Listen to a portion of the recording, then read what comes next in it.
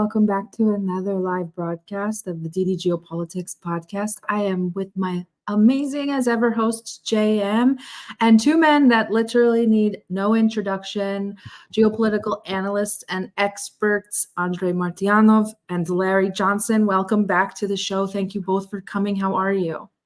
Happy to be here. Thank you. And JM, how are you today? I know you're excited for this episode. Very much so. So let's get right into it. The world is in chaos, to put it mildly. So we're just going to keep it to an analytical level without emotions, hopefully. But the Israel-Palestine, the naval deployment of the United States moving its carrier strike group and Greece deploying one of their frigates. What do you think is going on? And does this obviously has the potential to escalate, but how far are we going to go? Larry, who do you want to start with? However you guys want. Okay. Let me jump in first. It shows the United States has learned nothing from history. So the last time we put a naval force off the coast there in the Mediterranean, this time it was off the coast of Lebanon, just a little bit north of Israel. And the United States decided to start firing on Hezbollah positions that were in the Bekaa Valley. This was 1983. The Hezbollah responded by blowing up the Marine barracks, killing around 250 Marines, and then blew up the U.S. Embassy a few months later in Beirut, killed another 17 Americans and another 51 other foreign nationals. So, and then they blew up the embassy again, and the embassy annex in 1984. And what did Ronald Reagan do? Pulled out. They got out of there. So you've got to ask yourself, what kind of capability does this force have? Well, they've got cruise missiles and they have fixed-wing aircraft that can drop bombs. So their plan is they're going to bomb Palestinians. And unfortunately, the U.S. bombs are not laser directed. It will only hit combatants. They'll end up killing civilians, as has happened so often in the past. And all that's going to do is enrage the Arab and Muslim world. Arab and Muslim are not necessarily the same thing. And frankly, what has transpired over the last year and a half as a result of the war in Ukraine is you see a unity now in the Arab Muslim world that we haven't seen for decades. So Saudi Arabia and Iran, that were always at each other's throat, they've unified. They've got diplomatic relations. They stopped the war in Yemen. Ditto in Syria. Syria has been welcomed back into the Arab League. So this is a recipe for disaster.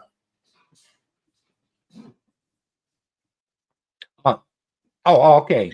You're up. It's your I totally agree with Larry, and we have to keep in mind also that, and I've been talking about it for a couple of days now, that basically it's a godsend for the United States right now, because it allows to switch the attention from the catastrophe for the armed forces of Ukraine and basically the NATO forces and means which are attached there in Ukraine, and that suddenly you have this, what it would be called a just cause, considering the very strong pro-Israeli lobby in the United States.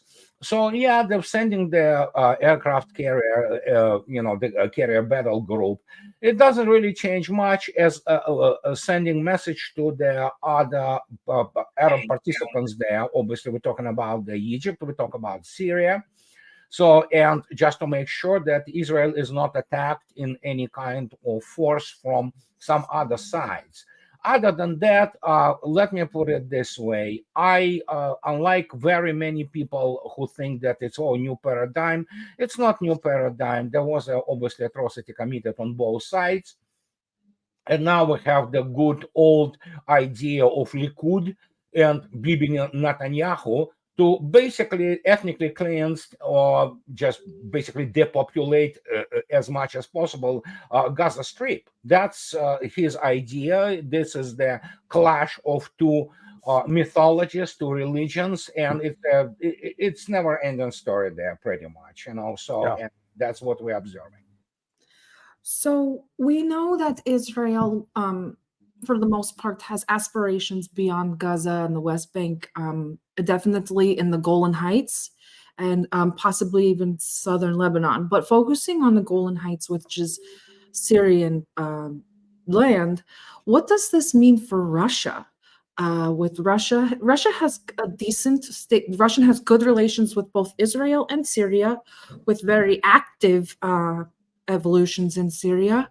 What does this mean for Russia? How do they navigate this sort of Golan Heights conflict, especially? Well, I think Russia's going to try to stay out of it to the extent that it can initially. Look, the way this should have been handled, what Hamas did in attacking that rave dance was a war crime, pure and simple. There's no justification or excuse for it. Hamas killing Israeli soldiers, well, that's why you got a uniform and wear a gun. You can fight back. But what should have happened at this point is to have China, Russia, Turkey, Saudi Arabia, Egypt intervene to try to separate the fighters and to get this resolved peacefully. But there's no desire to do this peacefully. And so I think Russia's going to be watching, because at the same time as all this is going on, you still have the illegal U.S. presence in Syria, and the small number of troops, and they're likely to come under the attack if the United States intervenes. And Russia's in a position where it can help or hurt, and Russia's got lots of options. I think, watching Putin and listening to Xi Jinping of China as well, they recognize this is damn dangerous what's going on. This can escalate out of control, and they would like to try to keep it contained as much as possible. But frankly, I think the war fever in the United States it's as hot as it is in Russia. I mean, as it is in Israel. Mm-hmm. For sure. It's actually quite out of control here. And we can talk about that as well, because we kind of started to feel a little bit of war fatigue when it came to Ukraine. We had Andrei's already laughing, but we kind of saw split down our Congress. It threw our Congress into a little bit of chaos. And immediately we see an attack on Israel by Hamas, and that unified the entire American population and media and Congress all at once. They are ready to go in. I have never seen anything like this. This is worse than after 9/11, 100%. They cannot wait. And the rhetoric being used here by our media and by the people is some of the most genocidal and dangerous rhetoric that I've ever heard. So kudos to Xi and Putin for allowing cooler heads to prevail, because that is not even close to what's happening here, and it's pretty terrifying. Thoughts on what happens next, especially for the United States? Is this going to drum up support again for Ukraine? Are they going to be able to kind of synergize these two conflicts, or are they just going to kind of use Israel to hide Ukrainian funding underneath those aid packages? Because everybody's ready to aid Israel, all money to Israel, but no more to Ukraine. Well, the only thing which the corporate journalism in United States is capable of, and I'm on record, is to sell the atrocity porn. That's the only thing they do. Yeah. Many of them probably do actual mainstream porn in their spare time, which I wouldn't be surprised. So, and the point is that, it's manipulation of the public opinion, but I have to agree with you, Sarah, that it's, and again, I'm on the record for the last few days, that it's a perfect way to hide Ukraine. Truth is, militarily speaking, the situation, however tragic, and then let's not kind of discount the human tragedy and victims of this conflagration, and what essentially just now coming down to, well, war crime and crime against humanity by Israel by just basically indiscriminately bombing the Gaza Strip. But it is still, in the military political terms, it is a pipsqueak compared to what is happening in Ukraine. And then we have, of course, Syria involvement on Russia's part. And then there is another major thing which nobody notices. What Mr. Putin stated 2 days ago, that in the end, the only thing is Palestinian state to resolve this conflict. And let me tell you, after Israel got involved into the special military operation, on the opposite side, supporting Ukraine, there are all this Sahal and the Mossad operatives training those armed forces of Ukraine. I don't know what they can train them with. I mean, they are not even in the same league. But the point is, it's a perfect example of how to switcheroo, the switch focus. Do you see any reports about Ukraine right now? Not a single, not a peep, So this is perfect screen. I mean, come on. Now they have to ramp up the fever pitch of the, as I already stated, atrocity porn, like the Hamas beheading those 40 babies or whatever, while actual babies, probably on both sides, but there is obviously more on the Palestinian sides dying. So there you go. Perfect. It's you remember Churchill? Never let the good crisis go to waste. And this is a perfect combination. It's just like, and especially now we know that Congressman McCall confirmed what essentially, after briefing this morning, what essentially the Egyptians were saying all along. We warned them.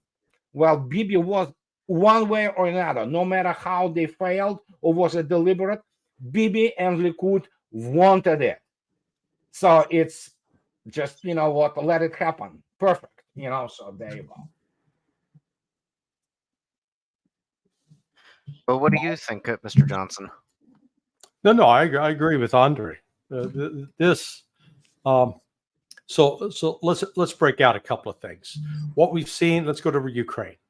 What has developed over the last month and a half is they've talked about that Ukraine has shifted its tactics in the counteroffensive, that they're no longer going to use armored vehicles and tanks.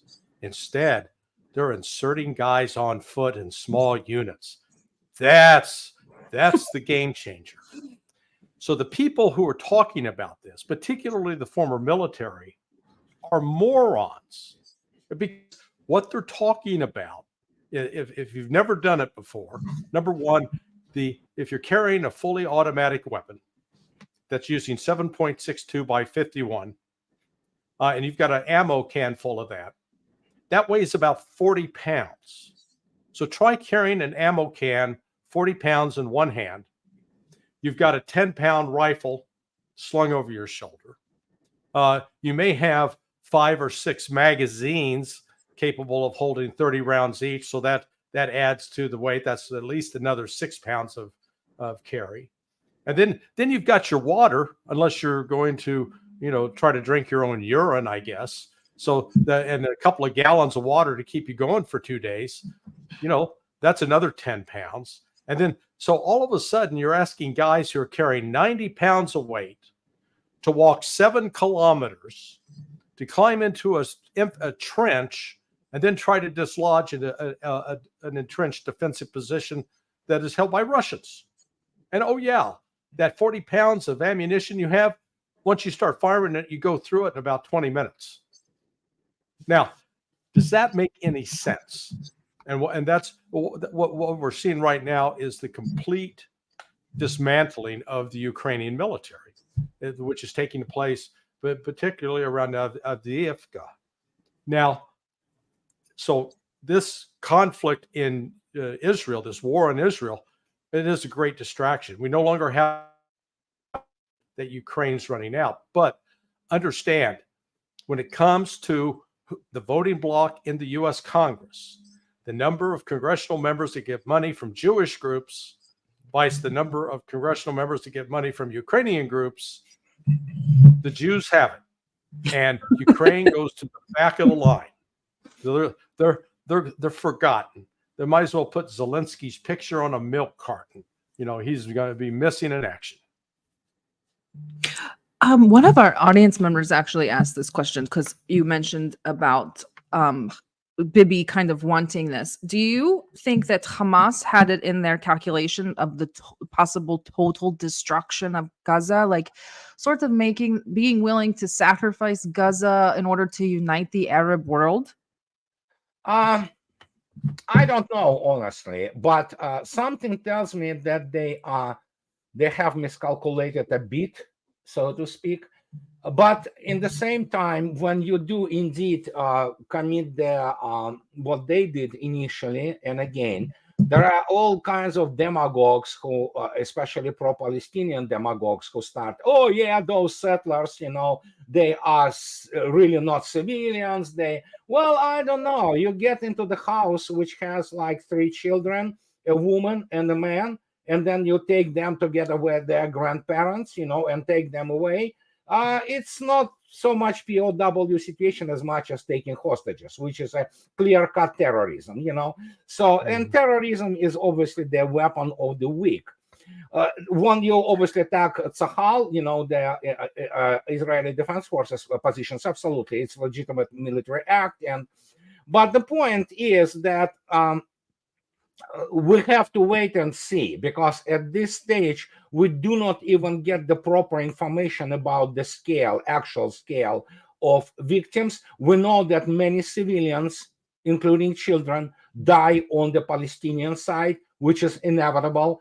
The sector Gaza Strip doesn't have any air defense. They don't have any weapons which in any way could be counted as heavy weaponry. The only thing they have are pretty much infantry weapons, such as the maximum they have is Kornet anti-tank guided missile complex. It is deadly efficient, but that's about it, I would say. And of course, they have their Katyushas.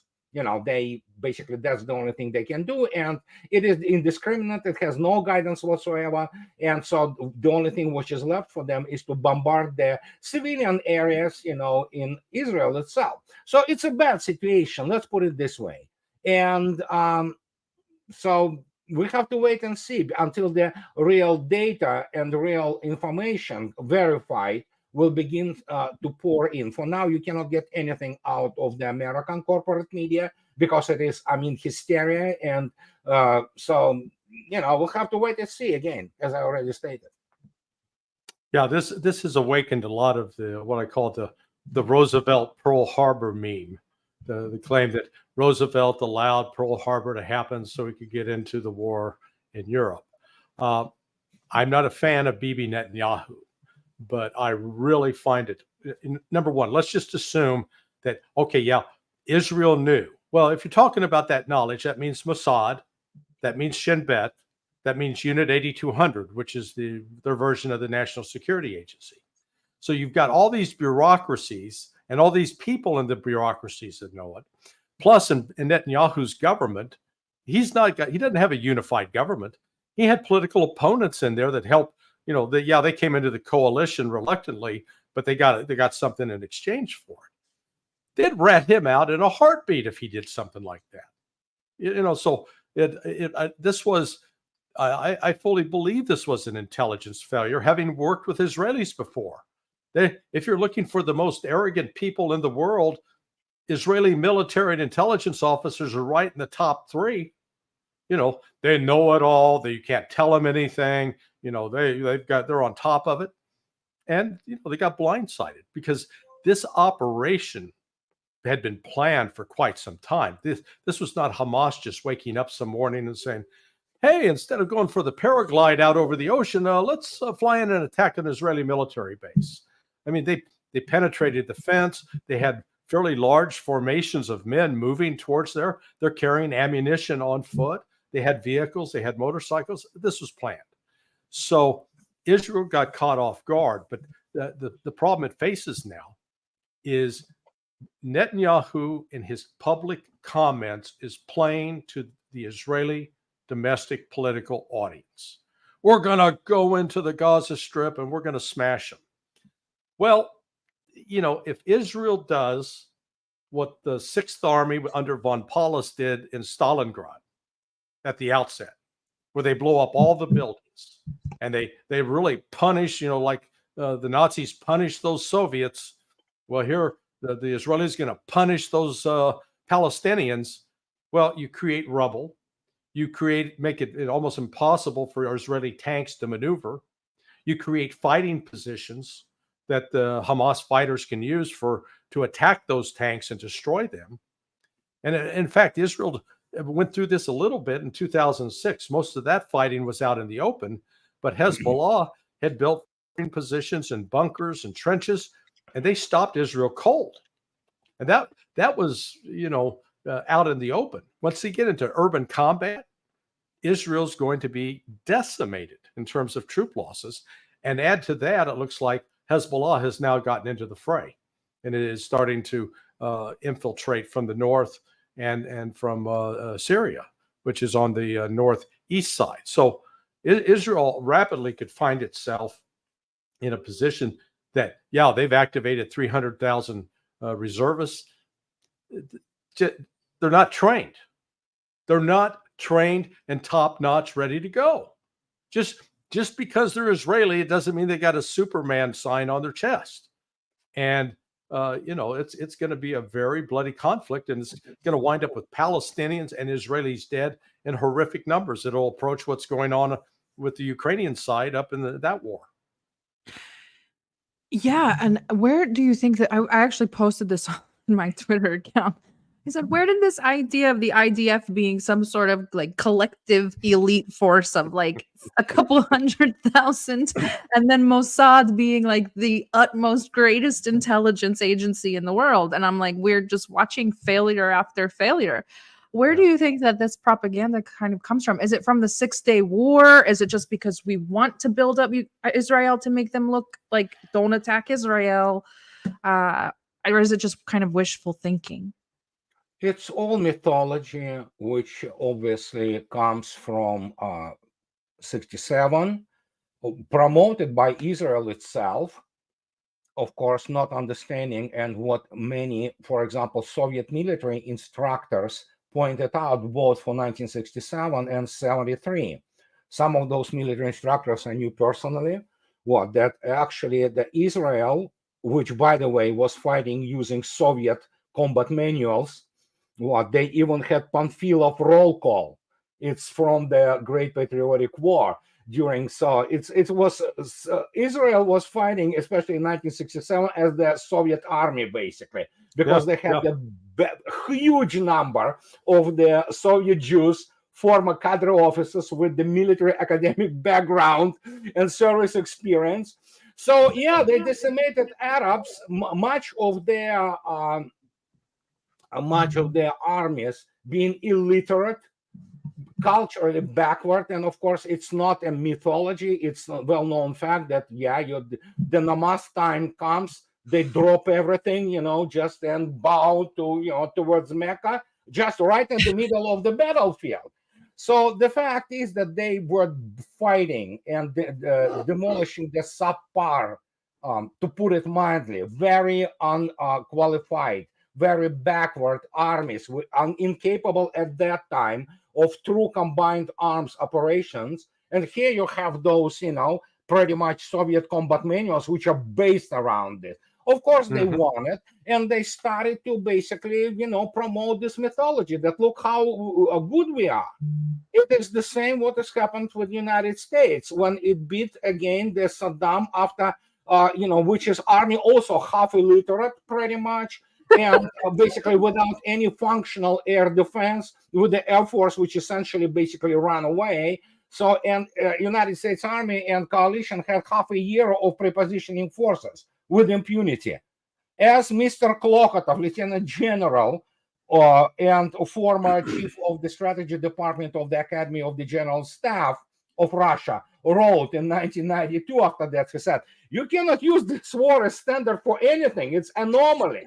And so there you go. They beat those people who cannot fight combined arms operations and had a very low, grades, for example, from Soviet military advisors. And so there you go. What do? You build mythology. You promote it as unheard of victory, as unheard of achievement.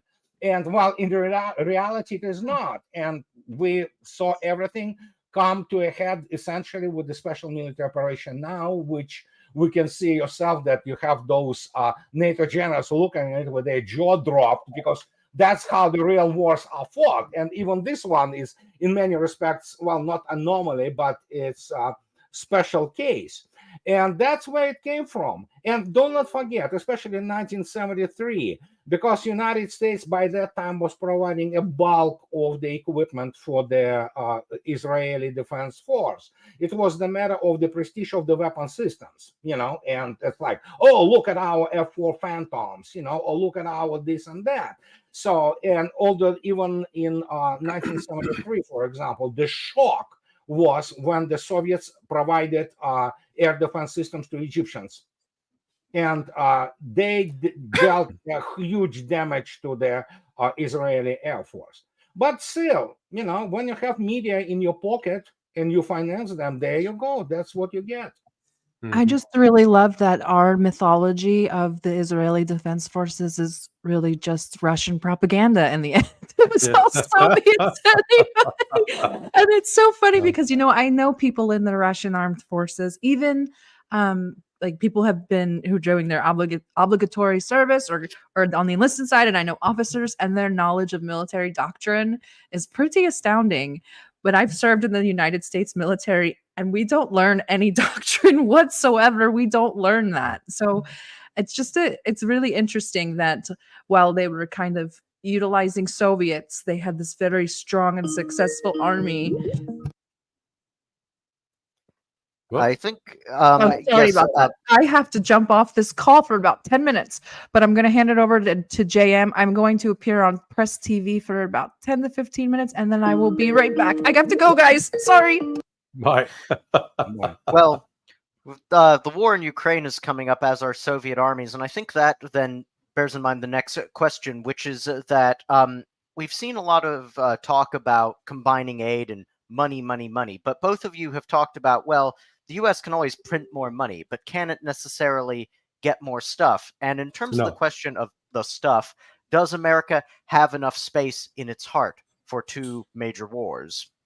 No, because look, I was a Fox News analyst in 2002, and I got fired from that job, or Roger Ailes sent down orders not to have me go on air anymore, because I said in November 6th, I believe it was, 2002, I was asked about, should the United States, at the time we were fighting in Afghanistan, should we go into Iraq? And I said the United States then, 17 years ago, was not in a position to fight a two-front war.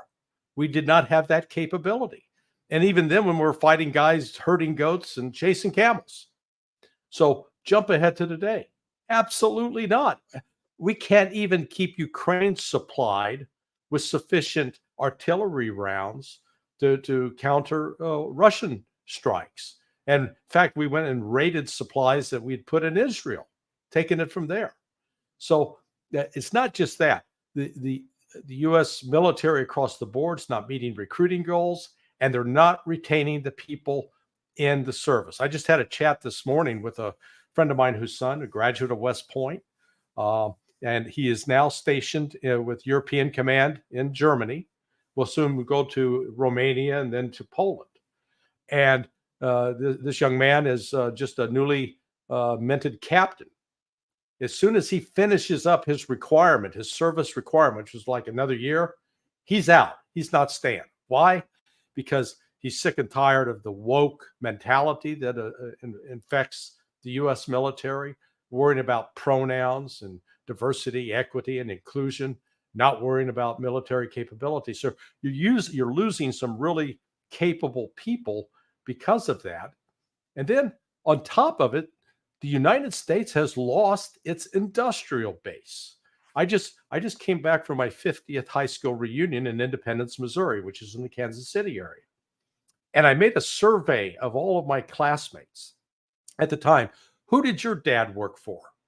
Only about 10% of the class had fathers who worked as in the service industry, either as lawyers or for city government or selling insurance. Only 10%.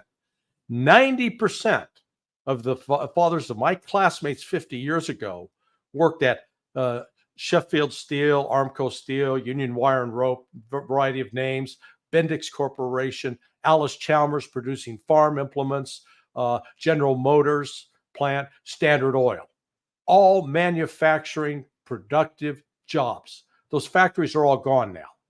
50 years later, they're gone. They don't exist. So it's not like the United States can turn around, flip a switch, and then all of a sudden create jobs and tanks and planes and ammunition and artillery shells. We can't do it. So if we get into a shooting war, our stores will be exhausted within 2 weeks, probably. Товарищ подполковник. Well, I'm not lieutenant colonel, actually. Yeah. I beg your pardon. But you are very articulate on the question of industrial warfare. What is your opinion on if the United States has 2 wars and is able to afford? Well, Larry eloquently actually stated the case here. And the only thing I can add, do not forget, there was a doctrine of 2 medium intensity conflicts simultaneously about 25 years ago. Then it migrated towards 1.5 medium intensity conflicts. And then now we have the 1 medium intensity conflict. And even that, United States cannot fight. It's, as Larry correctly stated, I mean, look at the situation with the industries. And it's worse than that. We're looking at the systemic collapse of the public education, including on the level of the higher education in terms of STEM. And when you look at what happens in terms of R&D and military equipment, military technology, United States now still is stuck in the 1990s. Operational concepts, everything, you know, including the military hardware, which is attached or basically tailored to it. And it's not good. And we already saw it. I mean, it's just... Russians already have the whole, you know, how to put it, the number of jokes about all those American equipment. And now we have Mr. Austin today stating that, yeah, we're going to give F-16, but no earlier than next spring. Sure, you know, it makes no difference. I mean, because the whole system, the TOE, the Table of Organization and Equipment, is not tailored for fighting the real combined arms operation of scale. And General Kavoli, the Supreme Commander of the NATO forces in Europe, he was pretty eloquent when he stated in January this year that scale, scale, scale. The United States is not capable of fighting the war of this scale, industrially or operationally. So, and it's just simple as that. I guess it seems reductive, but nonetheless, I have to plan the question given the way things are going. Could the United States sustain Ukraine and Israel, and if something terrible were to happen, a possible conflict in the Far East, so in the general China area, could it do that? No, absolutely not. And don't forget, the United States doesn't fight really the war in Ukraine. It merely supplies things for the proxy, and some, obviously, some cadre people are attached there. But no, as I already stated, I'm on record for many years. United States and the combined NATO force cannot find combined arms conventional conflict in Eastern Europe and win it. It will sustain catastrophic losses. We have this article from the U.S. Army War College Parameters, a very respectable, actually, publication, which Russians also read. You have the article about this from TRADOC people. It is Training and Doctrinal Command. You can download it and read it, you know, online. And we're talking about, as they say, if to imagine that United States will be allowed to aggregate forces to preposition them and fight Russians in Ukraine, United States alone will sustain 3,600 casualties a day. So we're looking at, yeah, out of those 3,600, probably most of it will be killed, KIAs. Can United States as a nation sustain, let's say, 100,000 killed basically a month? I doubt it. We will have the revolution here. Right. So, oh, there you go. Yep. So, and there you go. And this is very simple. And they begin to understand this. They begin to grasp it.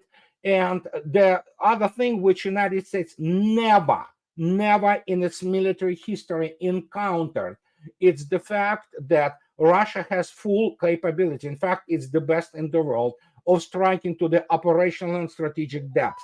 What it means that if you have the army or corps headquarters, which in itself is the military unit formation on its own, you cannot do anything because you will be detected, the targeting will be developed, and you will have Mr. Kinjal or Mr. Onyx visiting immediately. So you have to understand this is a completely different war. United States never fought anything like this, with the exception of the World War II, when it had more or less, granted it was a shadow of the former Wehrmacht, but it still was a force to be reckoned with. So, and other than that, I mean, come on. Now, even in the same article, which you pointed out, there is a very funny idea from Tradok people that, how about because we know we're going to be hit, how about we move the whole command and control structure and make it mobile? Well, good luck doing this. Can you imagine what it is? Again, headquarters of the army or the corps. It's, I mean, there's hundreds upon hundreds of people and staff and, support. So what do you have? You have, again, the huge caravan, so to speak, of the vehicles and everything, so which emits number of the, all kinds of in the electromagnetic spectrum. Well, good luck trying to hide that. So there you go. Yeah. And what you have, you need to have a really serious air defense, like Russians do, to mitigate this issue, because Russians obviously not going to go mobile with their headquarters, but United States doesn't have it. Patriot is a bunk, basically. It's it's myth. It's, there you go. Oh, but you weren't impressed by the MRRS barrage of Brovary, sir? Yeah. I wasn't impressed, honestly. I wrote about it for so many times, for many years, 10 years almost.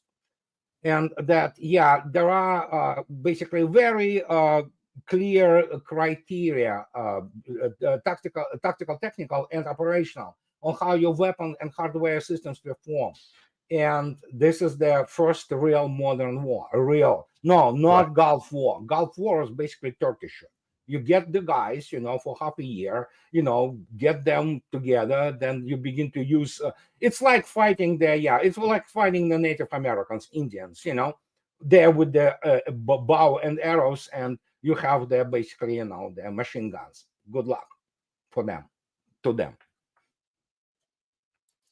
I wanted to ask a question mostly directed to you, Mr. Johnson, which is that thinking about this war, I've read some say that we think of the United States as we always do with World War II, our finest hour, but perhaps in terms of the United States' strike capability and sustainment capability, is it perhaps more comparable to Imperial Japan?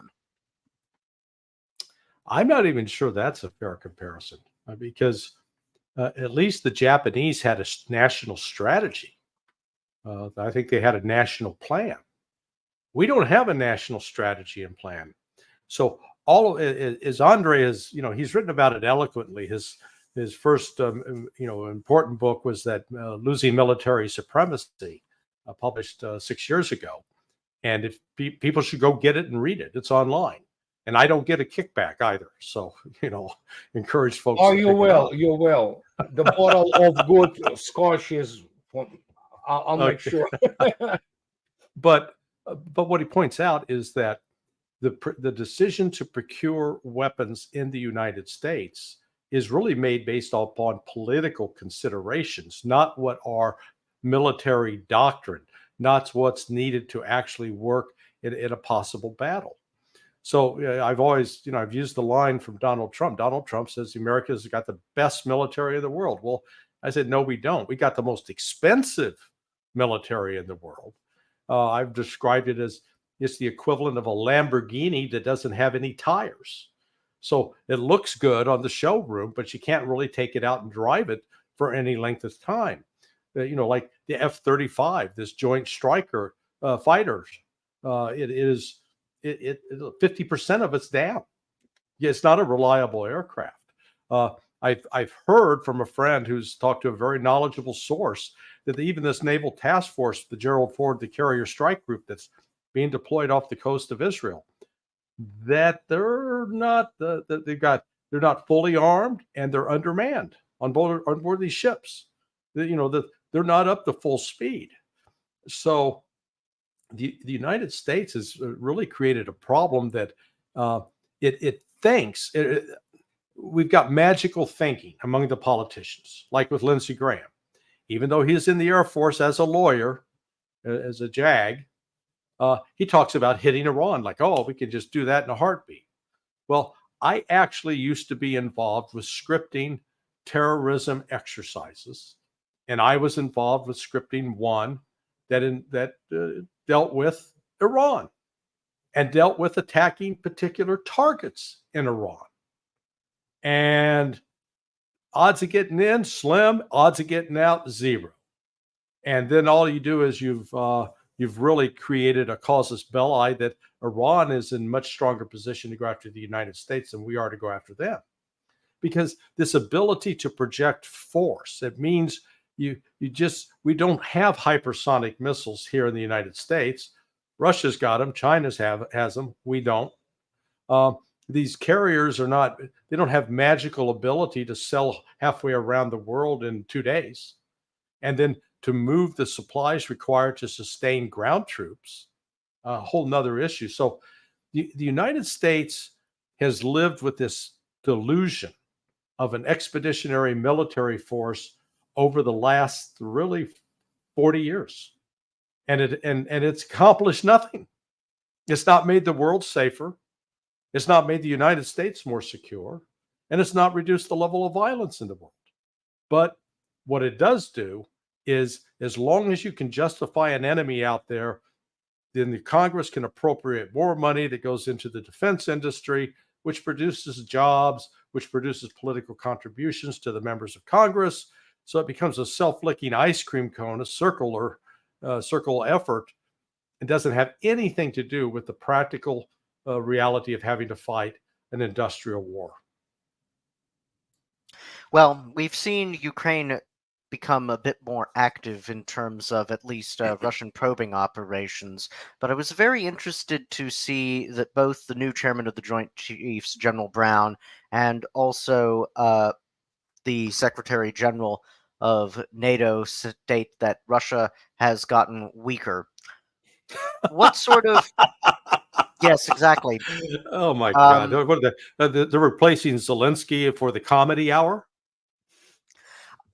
I'm not entirely certain, and you can probably hear that hesitancy in my voice, but I wanted to still nonetheless say that because senior officials are saying this when they're saying that Ukraine is going to bravely continue the counteroffensive exactly as you described, Mr. Johnson, to perhaps offer a different perspective on the current state of the two combatants compared to the new chairman of the Joint Chiefs, General Brown, and Mr. Stoltenberg. Well, Stoltenberg? Let Andrei take that. Yeah, Stoltenberg is not credible figure, especially in military affairs. He is basically a classic European politico, badly educated. He has the degree in finances, I believe. Yeah, I understand he ran Norway, which is great, which is about one borough of Moscow size in terms of population. So, but the point is, United States doesn't know Russia. It never did. Most of it, what is known in the United States about Russia, her economy, is primarily the product of the mythology of the Russian so-called fifth column, which provides constant stream of the aggrandizing statements about United States and American political class. And especially when it falls on the primarily incompetent ears of the American lawmakers, or so-called cultural elite, which begins to speak about those things without having no military intelligence background whatsoever. So that's what you get. And the same goes to a certain degree to Pentagon. We are looking at the precipitous decline of the professionalism and education of the American officers, including top brass. And top brass, we know in the United States, you have to be basically sucking it up. It's not uncommon, make no mistake. There are certain things which existed similar, albeit not on that level, in, for example, Soviet Union. I doubt it's today in Russia. But the point is, I always give the example for people who do not understand what we are talking about. Russia can produce, no, actually not can. Russia is producing right now 1,600 modern main battle tanks a year. United States and all NATO nations combined can barely produce 100 plus. Not to speak about the fact that actually the United States cannot produce main battle tanks whatsoever. Right. What it has some remaining kits from which it makes those Abrams, and they do actually some modifications on that. You go and look at the hardware technology, as I already stated. There are many fanboys out there who do all those technology things. The point is, Russia outproduces United States militarily order of magnitude. And now what you have, not only in terms of ammunition, we're talking about the quality. United States, with all its resources, still cannot develop working hypersonic weapons. Russia deploys the variety of them, not only in the front lines. She uses them to a devastating effect. So remember 2018, when Mr. Putin was talking, when his address to Federal Assembly, when he revealed those 6 new weapons.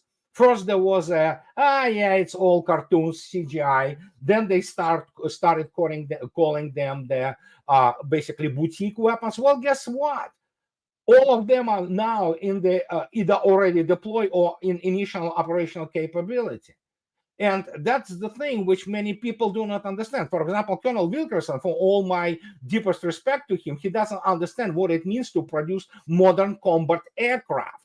It requires the industry, which only, I would say, 2 countries have. I'm not talking about China. China still cannot produce world-class combat aircraft unless it is a copy of something. They don't have engines. You have only 2 countries who completely out of its own resources can develop, research, provide all necessary parts and produce modern combat aircraft, flying completely on its own engine, own avionics, own weapon systems, and things like that. This is United States and Russia. And then, of course, we talk about other things.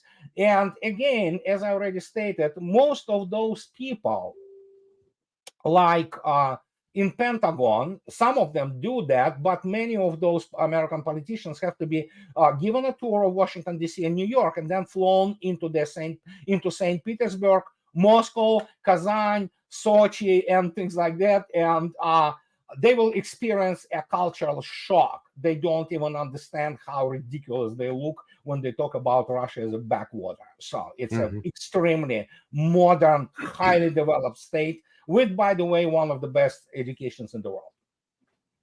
Yeah, and let me just add to that this notion that Russia's getting weaker. So let's break it out.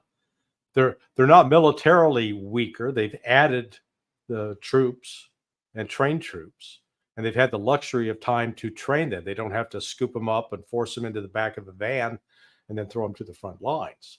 And then, as Andrei noted correctly, the defense industry, which was a little moribund. I mean, it was active a year and a half ago, but not like it is now. It's cranking on all 12 cylinders and operating 7. The only problem it has is finding trained workers, and they're trying to, I think, address that by maybe bringing in some North Koreans and others to help man the plants. So on the military front, they've gotten stronger, not weaker. And by conversely, they have attrited the Ukrainian army to levels, people don't understand the loss of life. It looks like Ukraine at this point has lost over 500,000 killed in action. And I've pointed out that in all of World War II, fighting in the Pacific and in Europe and in Africa, lost 475.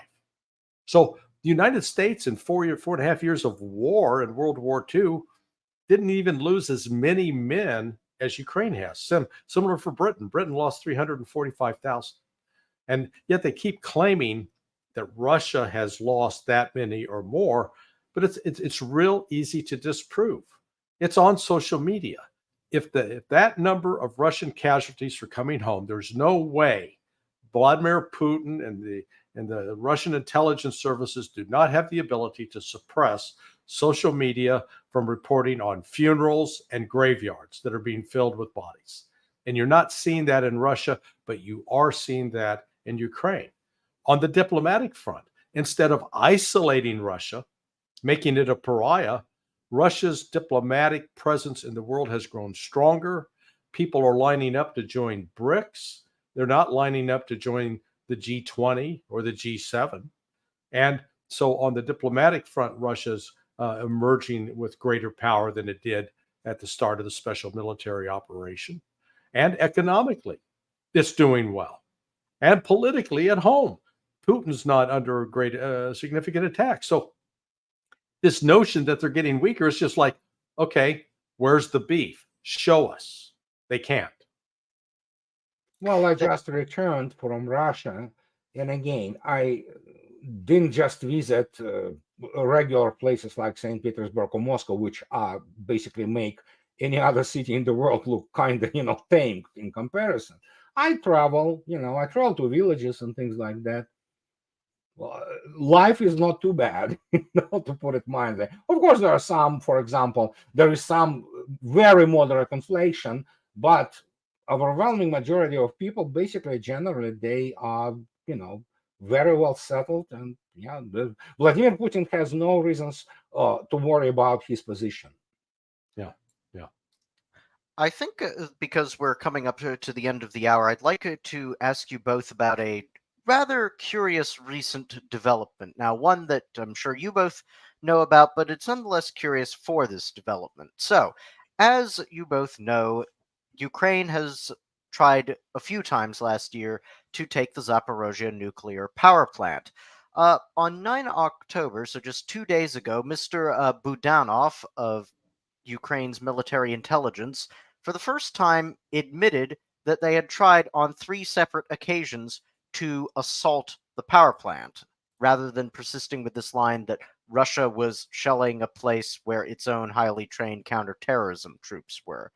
But nonetheless, it's rather interesting, I think, that he dropped that pretense and just admitted that they'd done it. Why do you think he has done that, perhaps? I mean, it's difficult to see really his motives. Probably there are some other than the, slip of the tongue.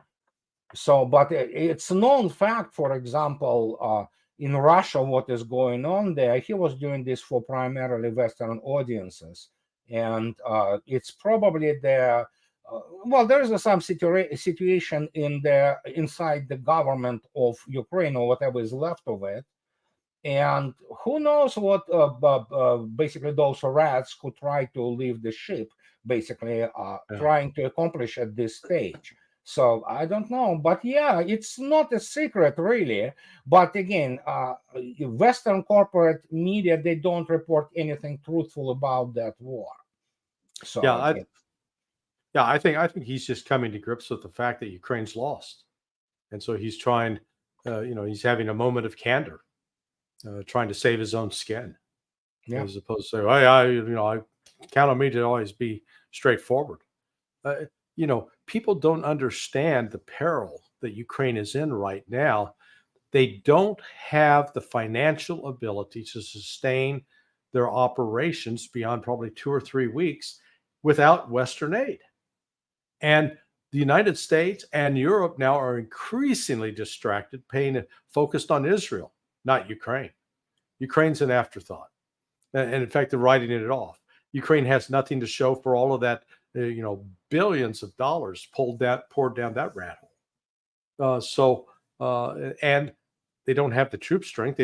They've decimated their trained forces, and the only place they could go for training would be Europe. And Europe right now, again, is preoccupied with Israel, not preoccupied with Ukraine.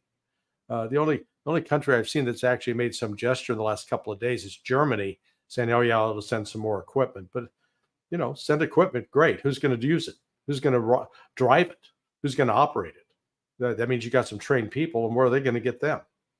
So I think this kind of comment by Budanov is just reflective of they're starting to sober up.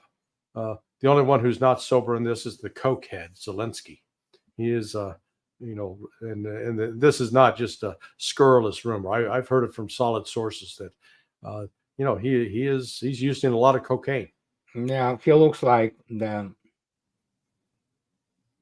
He it was quite telling when today he was pictured in Brussels next to Mr. Stoltenberg, and Mr. Stoltenberg looked like the calm, well put together one. That's rather a bad sign when next to Jens Stoltenberg you don't look like you're calm and look like you're about to break down and sob. Was he just a question for you, was Zelensky, because I haven't seen the picture, was he still wearing his Che Guevara outfit, or did he have black on? He had black on. He was wearing his black jumper. Yeah, so he's going for the Johnny Cash look. Well, we have come up towards the end of the hour. Sorry that you got stuck with me. She just got back. I'm sure I missed an amazing show. We were quite entertaining. Were you? You guys held it down for me. I course. knew you would. I knew you would. They most certainly did. And because these two gentlemen are so entertaining, could you both tell each other first, Mr. Martyanov and then Mr. Johnson, where people can find you so that they can keep in touch and learn a bit more about our world? Larry, you go right ahead. Okay. Well, yeah, I'm at sonar21.com is my blog. I'm also on Substack at Larry C. Johnson. I have my blog, which is at smoothiex12@blogspot.com. It has nothing to do with anything. Yeah, you don't want me being on OnlyFans or whatever, fans only. It's gonna crush the industry. So no, it's the name of my blog is A Reminiscence of the Future, and I have the same Smoothie X12 channel on YouTube.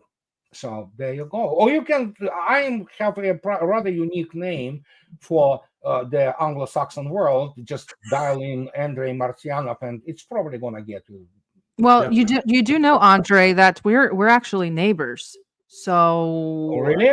Yeah, we're actually neighbors. So I may come around and make you take me out for Cheburek or two. So where are you right now? I'm over in the islands, so I'm a bit west from you. Oh, okay. So you are okay. Vashon? No, not Vashon, probably. Whitby. Oh, you may not know. You are much closer to me than you may think. So yeah, and so yeah, it's I'll get you a Cheburek if you want to. So yeah, it's fountains of cholesterol, and it's extremely unhealthy.